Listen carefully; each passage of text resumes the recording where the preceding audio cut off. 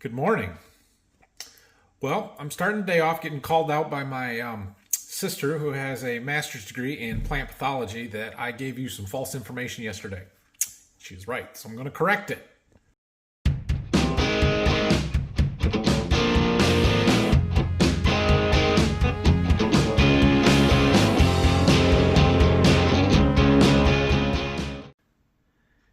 So yesterday we talked about white mold, and I showed you some little tiny mushroom type things that were on the ground in our one soybean field and told you that those were the mushrooms that emit the white mold spores. I was incorrect. I know you probably can't see this real well, but this is what we found, which is actually called bird's nest fungus. These are the white mold mushrooms that we didn't see any of, but we clearly had white mold, so it just, the ones that we saw there were not the mushrooms that caused the white mold. Which is probably why we didn't see any white mold where we saw those. Makes sense, right? Here's another picture from University of Nebraska. These are white mold. These are not. And those are what we saw. Brock's here this morning. I had him get the mower hooked up for me because I got a little bit of stuff I need to do with that. So we'll get to that in a minute. Dad's over here working on the lawnmower. We had some electrical issues with the clutch not engaging, and then it wouldn't charge. And anyway, trying to fix that. Brock is gonna go work up in the irrigation field. I'm gonna take him up there and get him started, and we're gonna go work on getting pipe broke apart.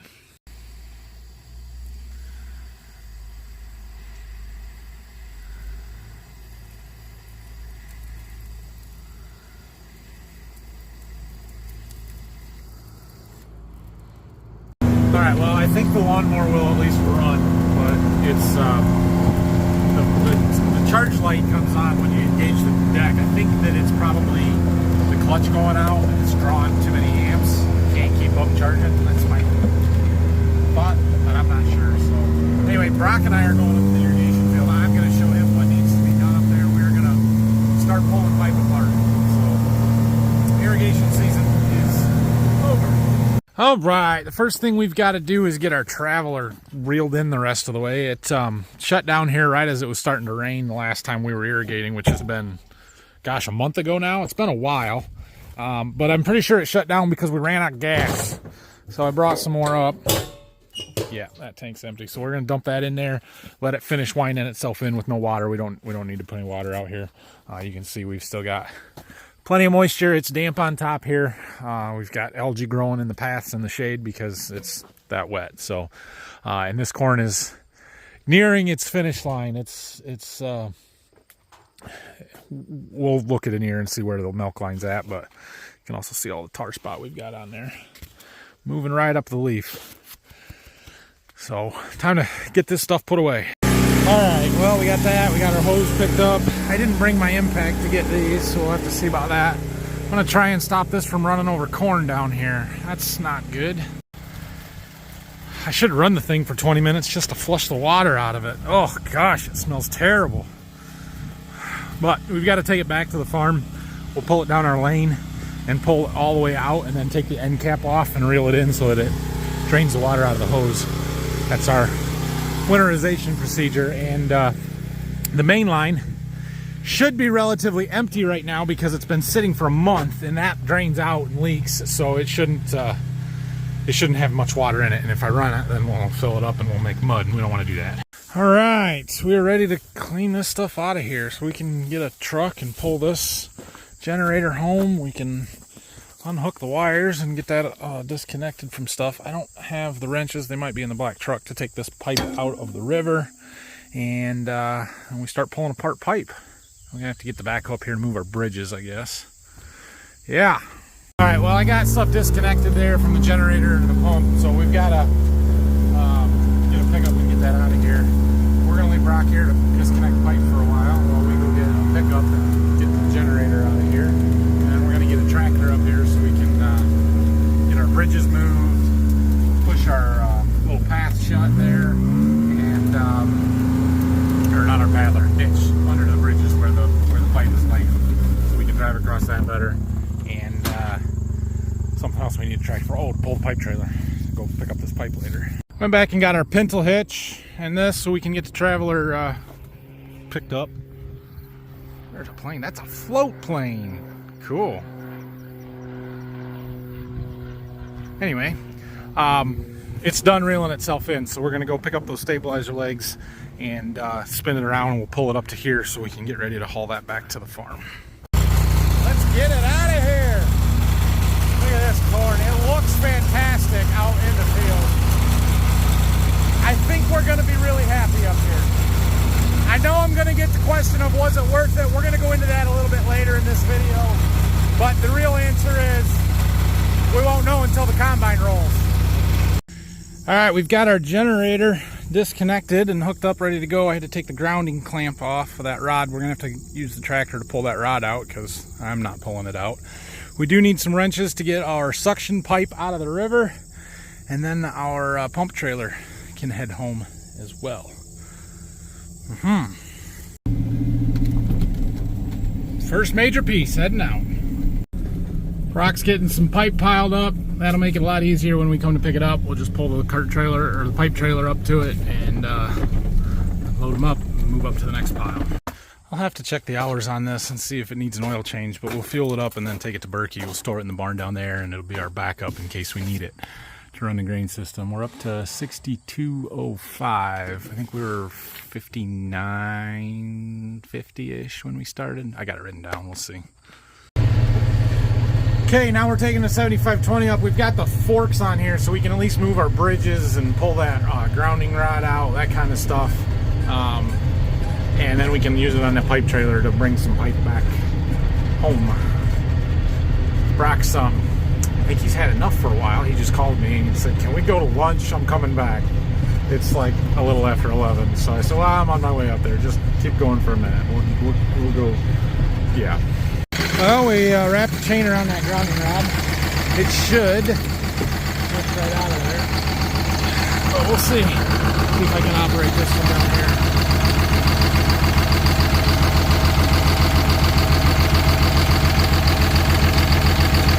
I think it's tight anyway. There it goes.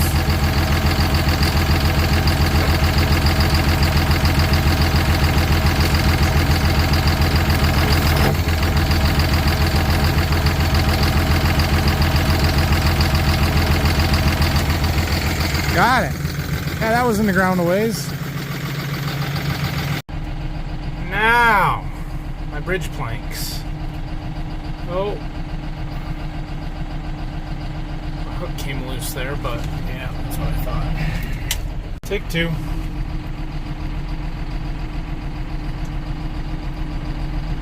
That'll work.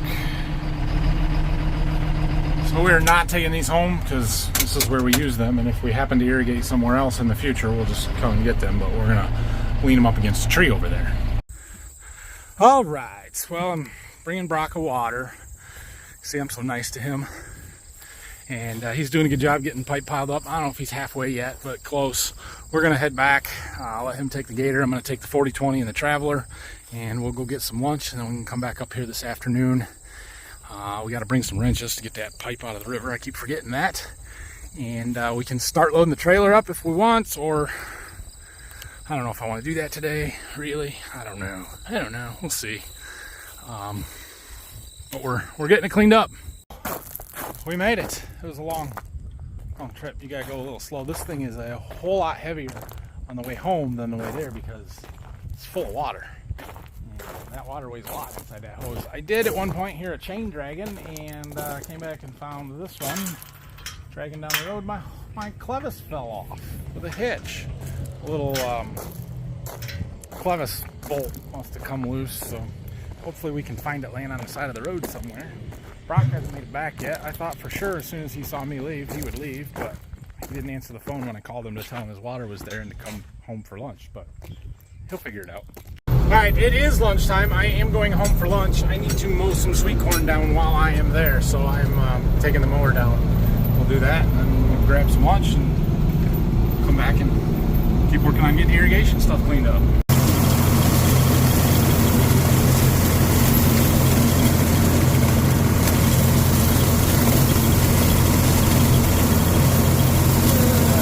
Where's the flag?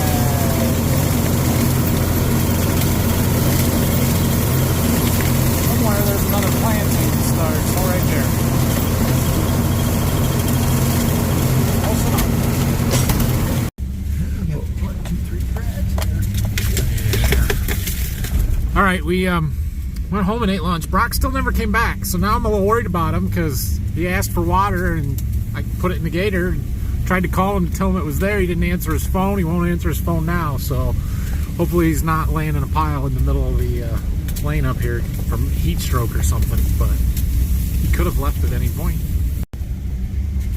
He's still upright down there. I see him walking. Oh, looks like he's done.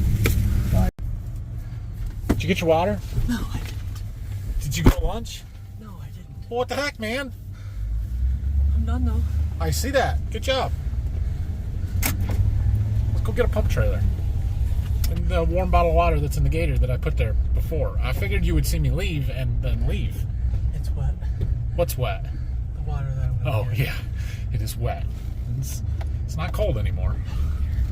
We've still got a bit of a mud hole that I barely made it through the first time. We're gonna go this way and try and not fall in. Oh, better. It's better when you have the four-wheel drive engaged before you get in the bottom of it. A little bit of momentum early. How'd that happen? Whoops. Anyway, we gotta pick up some pipe and get it out of the way so we can drive through here. Okay, we've got our suction tube out, hooked up to the truck, picked up some pipe. We are good to take this home. I came out here to see where we've got in the way of where our pump and traveler sits, usually right in here. Chemical shuttle and a flatbed wagon that somebody uses for hay. I think if we move those things, we can get that pump stuffed in there pretty nicely. I think. So we're gonna do that. Use the forklift to get it in here anyway, it'll be easier. Close enough with a truck, we'll get it with the forklift. Okay, one last thing on here. We've got the tank has got fertilizer in it, that won't freeze, but the pump will. We need to pull out this plug on the bottom of the pump so that all the water that's in it will drain out. So we'll have to go get a adjustable wrench and take that out, stash it in the electrical panel because that's how we don't lose it. Yep, and we should be good from there. This we aren't actually using. That was the relay that I put in that didn't work out like it was supposed to. This is my power supply for my Farm HQ box. That system worked really well this year. Highly encourage anybody that's running a system like this, Hard Nose Traveler, to check those guys out. And yeah, I am so glad to have this in here. Maybe we won't even get it out next year. Oh, who knows? We're gonna have beans up there again. We aren't gonna have any corn super easy to irrigate, so yeah, it's possible we don't use it next year. Which is just fine with me, because that is a lot of work. But we get really good crops because of it, especially on the corn side. We've had really, really good success irrigating, and yeah. So I told you earlier we talk about the is it worth it thing a little bit. Well, here's the thing. We didn't actually pump that much water this year. If you'll remember back, we pumped water hard. The first time was the end of June, 23rd, something like that, through the 4th of July. That was the big window where we went for almost 2 weeks straight, covered the field twice. And then it was sporadic days here and there throughout July until the end of July when we had another 4 or 5 day stretch where we pumped water pretty hard and then it rained. That's a good thing. It means it rained. It means all of our crops are going to be really good. But it also means there's not going to be as big of a difference between the irrigated stuff and the non-irrigated stuff. So I came in the office here so I could pull up my records and talk about, what exactly we did this year, how much we did, how much we've got invested into it, and we can kind of make some assumptions from there. I'm not doing a screen record, sorry, we're just doing it this way. But we started pumping on the 20th of June. We ran every day, I forgot to record dates, until the 4th of July when we shut it down. Then we ran on the 12th, 13th of July, and then again the 30th of July through the 2nd of August, and then again just for one day on the 12th of August. And that was the last that we ran it, was on August 12th. So we covered 391 acres. Now a lot of that was second time over. I believe the first pass over the whole field was something like 136 acres, just shy of 140, somewhere in that ballpark that we covered. And so we essentially covered the field 2.5 times. Does that math work?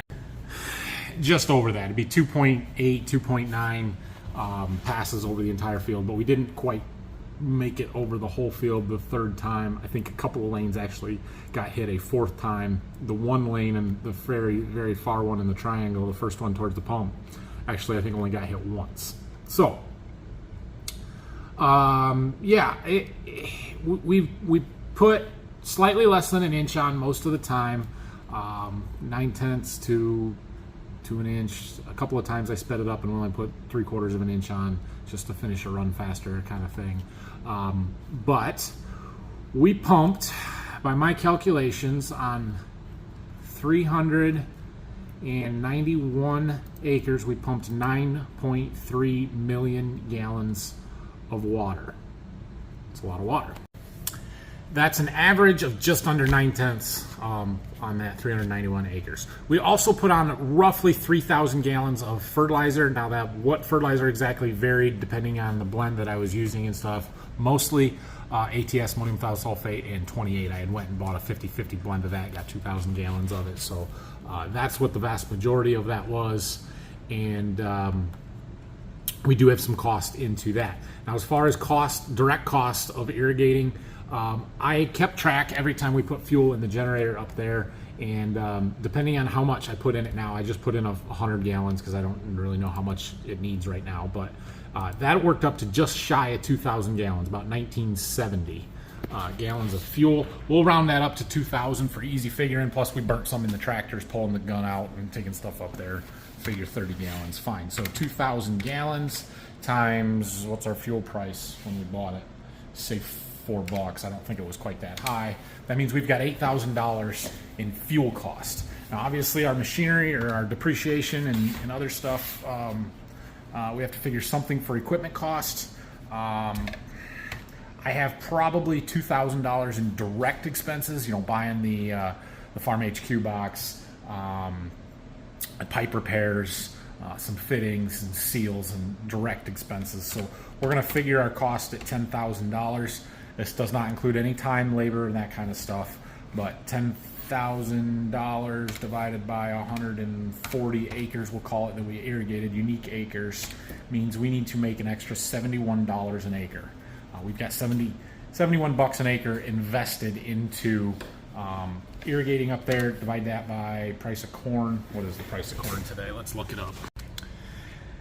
$6.36 for fall. You can see we've got a 50-cent premium if we can get stuff in September here yet, which we might be able to do, but we're going to use the March price because chances are any increase in bushels we've got there is going to go in the bin. In my mind, they're the last ones to get sold. So we're going to use this $6.75 price. So take our $71 an acre divided by 6.75 means we need to get 10 bushel, 10 and a half. Okay, 10 and a half bushel. Now, you guys have watched that corn all summer long. Tell me that you don't think that corn is going to be 10 and a half bushel better than the rest of our corn.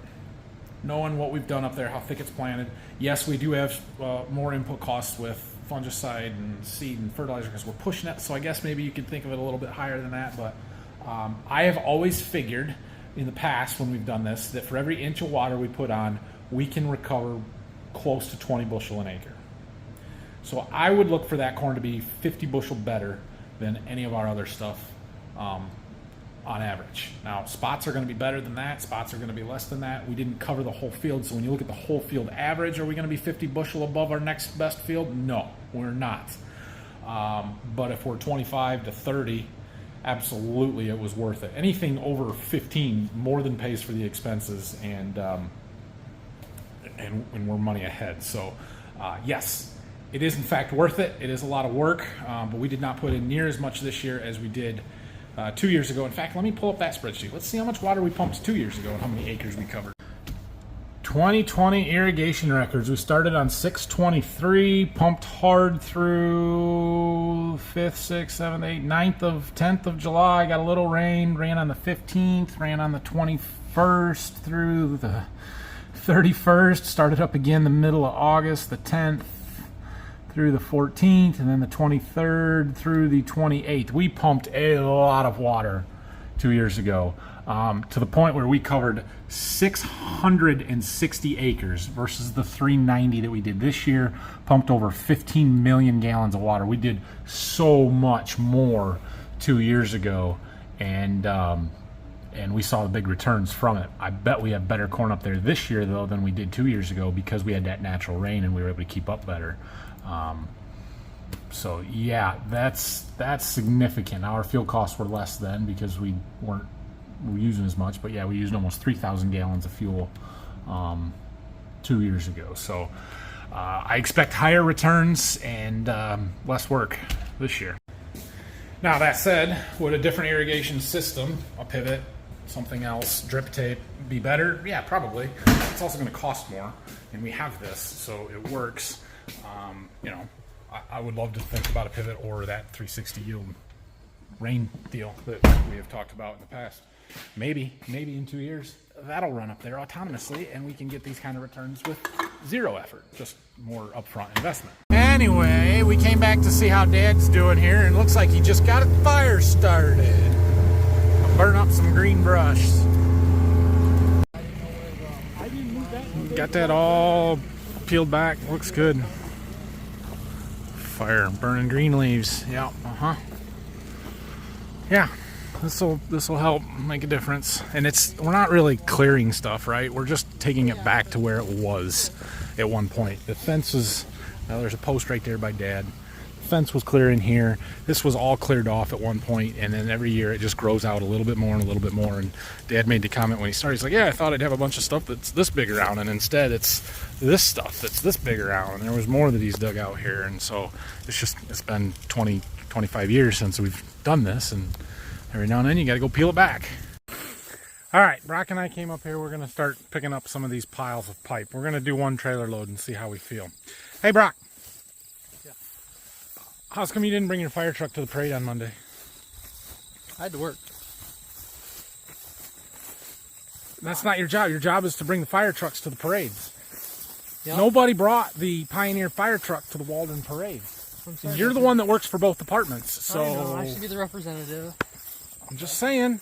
Somebody's got to save lives in Wayne County. It's a good thing my boys weren't there. They would have been severely disappointed not to see Brock. Next year they could. Well, I'll take them in a parade with me in a fire truck. How about that? Okay. You think they would like that? Yes, and I would like it too, because then they won't get so much candy. This is the problem when going to parades. I never said you could ride with me, so. I don't want it. Okay. I just don't, you go to a parade and the kids just get a giant bag full of candy, and it's like, it's a lot of candy. My nephew went with us, and he quickly realized that if he waved to everybody, they would throw him candy, and he was the only one standing in our general area, so he got all of it. And then when we got to the end of the parade and it was all the antique tractors, well, a lot of them can't carry candy because they're driving, right? And so he's waving, but you could just see him get more and more frustrated because he's waving really hard and gets this like disgruntled look on his face, like, where's my candy? I'm waving at you. It was pretty funny. Yeah, we'll take your boys for riding the fire truck during the parade. There you go. Okay, we're getting this pipe. We're putting stuff on the far side because it's easier now when we're in this grass than it will be once we're in the corn on there. How many German OSHA points do we get taken off for this? Looks perfectly safe to me. Just curious. Yeah. Got a basket there for cones, so Brock's throwing those in there. They're all piled in one spot, and then I pull up a little farther so we can walk around the trailer and put the pipe on the far side. Got him? Riser pipes. Go up top. Push it my way. There. We're getting this side. We got a short piece over here we gotta throw up top too. Well, we're about full. Are we halfway?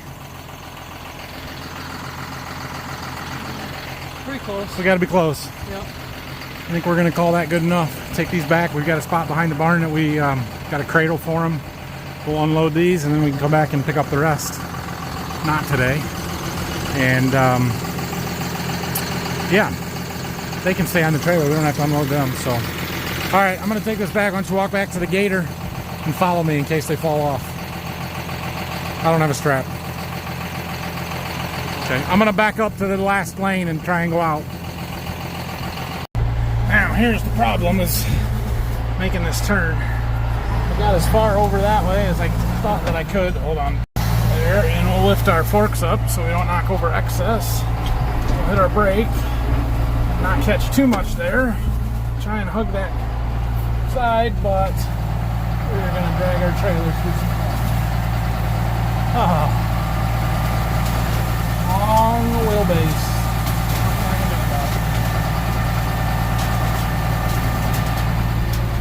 Alright, but I wanted to check some corn anyway, and that gives me good ones to do because they're already knocked down, so we might as well go see how the ears look.